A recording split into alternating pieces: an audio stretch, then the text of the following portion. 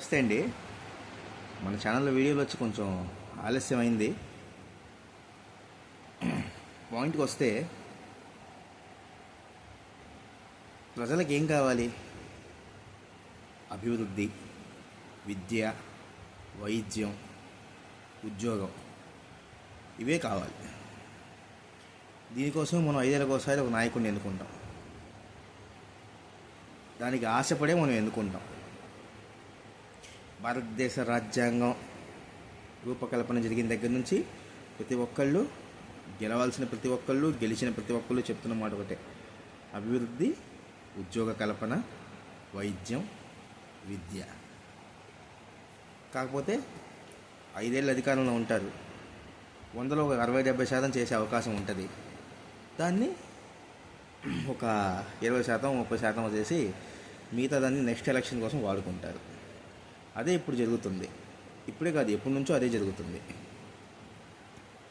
ఇదంతా ఎందుకు చెప్తున్నానంటే, జూన్ 4న వెన్నుపోటు దినోత్సవం జరుపుకోవాలని చెప్పేసి వైఎస్ఆర్ కాంగ్రెస్ పార్టీ వాళ్ళు పిలుపునిచ్చారు.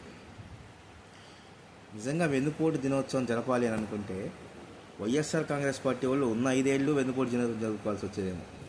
మే 23వ తారీఖున, ప్రతి మే 23వ తారీఖున వాళ్ళే వెన్నుపోటు దినోత్సవం నిర్వహించుకోవాలి. కొంతమంది అడగొచ్చు, మా ఊడు వస్తే అది ఇచ్చాడు ఇది ఇచ్చాడు. కొన్ని గొర్రెలు ఉంటాయి. ఆ గొర్రెలకు ఒకటే నేను చెప్తున్నా, ఇచ్చిన హామీలు, అమ్మఒడి లాంటి పథకాలు ఇచ్చారు, ఇవ్వలేదని ఎవరు చెప్పలేదు, ఎప్పుడు నేను కూడా చెప్పలేదు. పథకాల విషయంలో ఇచ్చారు, కానీ మద్య నిషేధం హామీ అమలు చేశారా? కరెంటు ఛార్జీలు 2019 పాదయాత్రలో ఉన్నప్పుడు జగన్మోహన్ రెడ్డి గారు మీ అందరి దగ్గర బైకులు ఉన్నాయా అని అడిగాడు. ఎలక్షన్ 2 నెలల ముందు 3 నెలల ముందు రేట్లు తగ్గిస్తానన్నాడు. తగ్గించాడా? మౌలిక సదుపాయాల వసతులు కల్పించారా? 25 లక్షల పేద ప్రజలకు ఇల్లు కట్టిస్తామన్నారు, కట్టించారా? ఒక సరిగ్గా రోడ్లు పడ్డాయా? వీళ్ళకి వెన్నుపోటు దినోత్సవం జరుపుకునే అర్హత ఉందంటారా? ఇక వీళ్ళ విషయానికి వద్దాం. వీళ్ళల్లో పవన్ కళ్యాణ్ గారు పార్టీ శ్రేణులందరికీ పిలుపునిచ్చారు.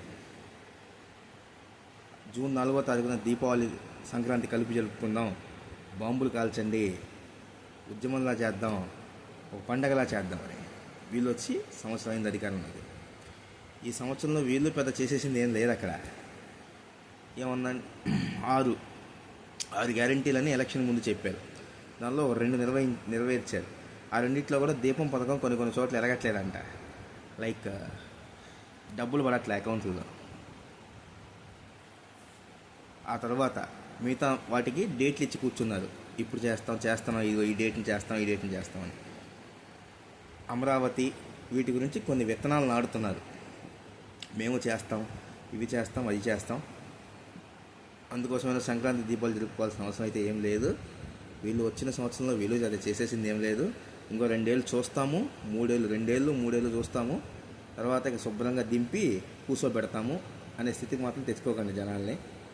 కాబట్టి వీళ్ళిద్దరు ఎవరికి కూడా జూన్ 4వ తారీఖున సంబరం చేసుకునే హక్కు, అర్హత లేదు.